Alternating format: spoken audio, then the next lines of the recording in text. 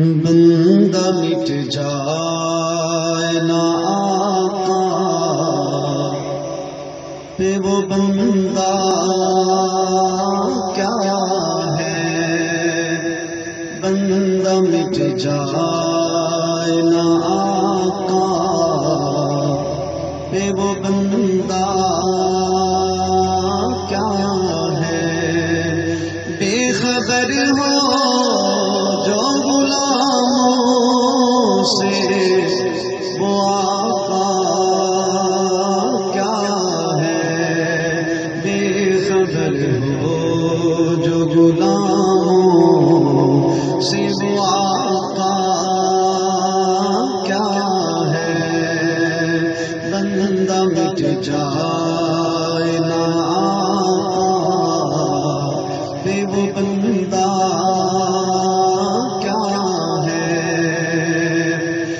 مجھ کو پکڑے جو قیامت میں فرشتے تو کہیں، مجھ کو پکڑے جو قیامت میں فرشتے تو کہیں، تو نے دنیا میں عمل کمایا کیا ہے، تو نے دنیا میں عمل نیک کمایا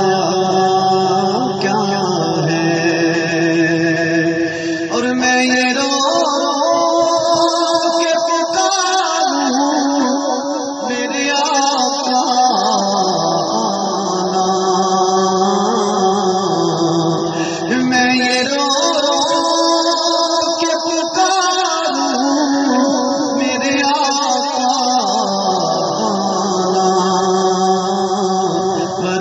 اس درد بھرے دل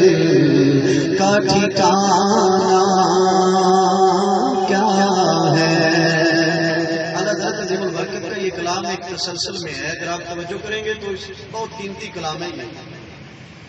اور آپ فرما رہے ہیں کہ میں جب فرشتے مجھ سے پوچھیں گے تو نے کوئی نیک عمل کیا ہے تو میں رو رو کے حضور کو بلاؤں گا، اور حضور جب آئیں گے تو اگلے شعر میں اعلیٰ حضرت کیا فرماتے ہیں کہ میں یہ رو رو کے پکاروں میرے آقا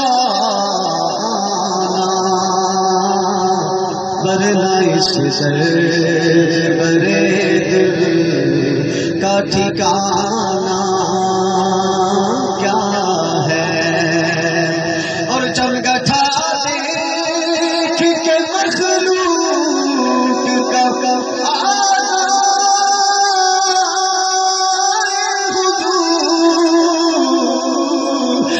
گٹھا دیکھ کے مخلوق کا آ جائے حضور، آ کے فرمائے فرشتوں سے یہ جھگڑا کیا ہے، آ کے فرمائے فرشتوں سے یہ جھگڑا کیا ہے، اور جب حضور آ کے پوچھیں گے تو اعلیٰ حضرت فرماتے ہیں میں حضور کو دیکھوں گا تو کیا کہوں گا، میں جو سرکار کو دیکھوں تو پکاروں واللہ، میں جو سرکار کو دیکھوں تو پکاروں واللہ،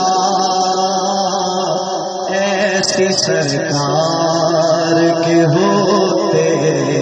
مجھے خطرہ، ایسی سرکار کے ہوتے مجھے خطرہ کیا ہے، بے خبر ہو جو غلاموں سے وہ آقا کیا ہے، بندہ مٹ جائے گیا پہ وہ بندہ کیا ہے، اور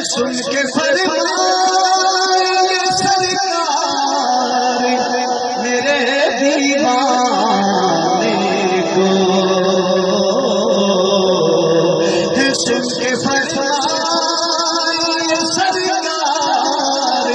میرے دیوانے کو، ارے چھوڑو اسے اب اسے بے تقاضا کیا ہے، ارے چھوڑو اسے اب اسے بے تقاضا کیا ہے۔ اور غازی فیصل صاحب نے یہی ہمیں پیغام دیا ہے کہ بندہ مٹ جائے کہ وہ بندہ